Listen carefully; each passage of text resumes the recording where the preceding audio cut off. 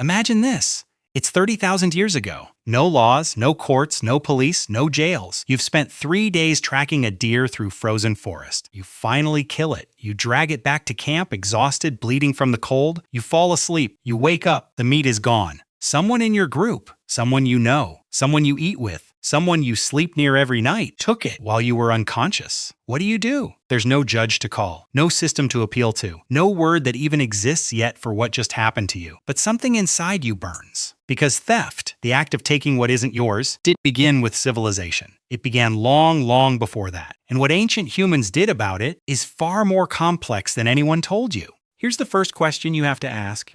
Can you steal something if no one owns anything? For most of human prehistory, our ancestors lived in small bands, roughly 20 to 50 people, hunter-gatherers, moving constantly, following food, following seasons, following survival. And here's what almost every anthropologist agrees on. Early hunter-gatherer societies didn't have private ownership the way you understand it today. The mammoth your group killed, it belonged to the group. The berries gathered that morning, shared. The tools you made with your own hands, even those existed in a gray zone. So technically, there was nothing to steal. Except that's not the whole story. Because while the group shared its resources, individuals still had things they claimed as their own. Specific flint tools shaped to their hand. Animal hides they'd worked and softened for weeks. Ornaments, shells, bones, beads that archaeologists have found buried with specific individuals. Not with the group, with one person.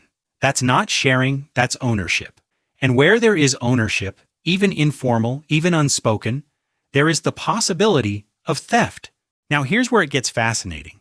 Archaeology can't show you a prehistoric theft directly. There's no ancient security footage, no signed confession carved into stone. But the evidence is there, if you know how to read it. The first clue, raiding. Skeletal remains discovered at a site in Kenya called Nataruk, dating back 10,000 years, showed something brutal. Men, women, children, killed violently, bound, left unburied. Researchers at the University of Cambridge concluded this wasn't a battle between armies. This was a raid, a targeted attack on a rival group, almost certainly to take what they had. Food, tools, mates, territory. Raiding is theft. It's just theft at scale. The second clue, hidden caches. Archaeological sites across Europe and Asia have revealed something unusual. Deliberately hidden stores of food and tools, buried under rocks, sealed in caves. Why hide something unless you fear someone might take it? You don't bury your food because you're generous. You bury it because you don't trust everyone around you. The third clue, inequality in burials. By around 30,000 years ago, burial sites start showing something that shouldn't exist if everything was shared equally.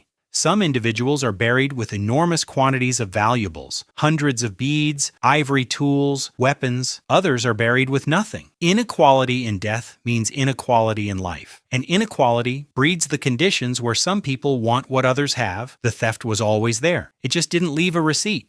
So now you're back in that camp. The meat is gone and you know who took it. What happens next? This is where it gets deeply human. In small prehistoric bands, there was no punishment system, no exile decree, no trial, no formal consequence. But there was something far more powerful than any law ever written. Social reputation. In a group of 30 people, your identity is everything. You can't disappear into a crowd. You can't move to another city. You can't start over. Every person in that group knows you, and every person in that group will remember what you did, possibly for the rest of your life. Anthropologists who study modern hunter-gatherer tribes, the few that still exist today, consistently observe one punishment for thieves.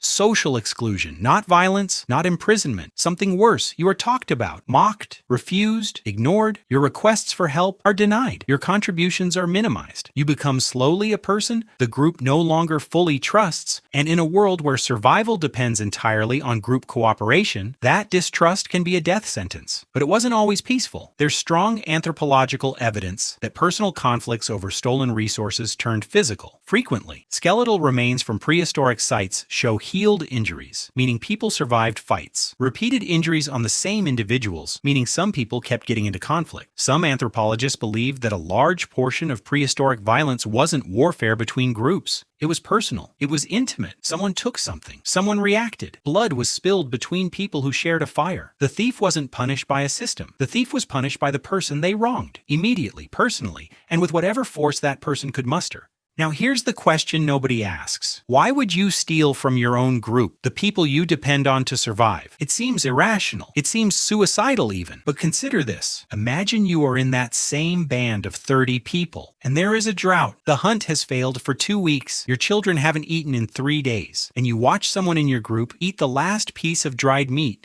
that was his because he carried it, while your child sleeps hungry beside you. In that moment, the calculus changes. Evolutionary biologists call this resource scarcity behavior. When survival is threatened, the instinct to acquire resources, by any means, overrides social compliance. And archaeological evidence confirms this directly. Research on prehistoric skeletal remains shows that violence, including the kind triggered by resource theft, spiked dramatically during periods of environmental stress, drought, ice age expansion, famine. The prehistoric thief wasn't a criminal by nature. They were a desperate human being making a desperate calculation. The risk of being caught is less terrifying than watching my family die. That calculation hasn't changed in 30,000 years. You still see it today. Every time a parent steals bread, every time a person takes what isn't theirs because there is no other option left, the instinct that drives it is ancient. It is you. It is something written into human behavior so deep that no civilization, no law, no prison has ever fully erased it. Here's the question nobody asks at the end of this story. Did ancient humans ever figure it out? Did they ever build something, some system, some understanding, some shared agreement that actually made theft less likely? The answer is yes and no, because here's what happened as human groups grew larger. When your band is 30 people, everyone knows everyone. Reputation works. The social cost of stealing is enormous. You risk everything for one meal. The system, broken as it was, functioned. But then something changed. Around 10,000 years ago, humans stopped moving. They started farming. They built permanent settlements. Groups that were once 30 people became 300, then 3,000, then 30,000. And suddenly, reputation stopped working. In a village of 3,000 people, you don't know everyone. You can't. The stranger who steals your grain isn't someone you eat with, isn't someone who sleeps near you. They are anonymous. And anonymity is the greatest gift a thief has ever been given. This is the moment, right here, when theft became a real problem for the first time in human history. Not because humans became more evil, because humans became more numerous. And so they invented something new: laws. The first written law codes, like the Code of Hammurabi from ancient Babylon nearly 4,000 years ago, are obsessed with theft. Page after page dedicated to what happens if you steal grain, steal livestock, steal tools, steal from a house. The punishments are brutal. Hands cut off. Enslavement, death. Why so harsh? Because reputation no longer worked. Because social exclusion was no longer possible when you didn't know the thief's name. Because the only thing powerful enough to replace the shame of a 30-person group was fear. Think about what that tells you. For 290,000 years of human existence, the thing that stopped people from stealing from each other wasn't law, it wasn't punishment, it wasn't prison. It was simply that everyone was watching. And they would remember. The moment humans built walls between themselves, the moment they became strangers to each other, they needed courts and judges and prisons to replace what a campfire and 30 pairs of eyes used to do for free. We didn't become more civilized by inventing law. We invented law because we lost something more powerful than law. We lost the village.